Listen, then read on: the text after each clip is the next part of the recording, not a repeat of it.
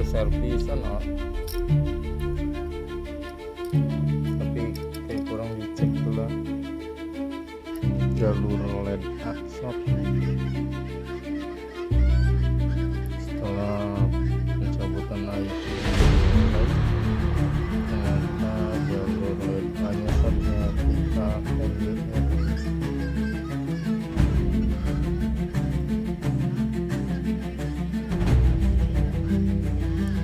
Lihat ya,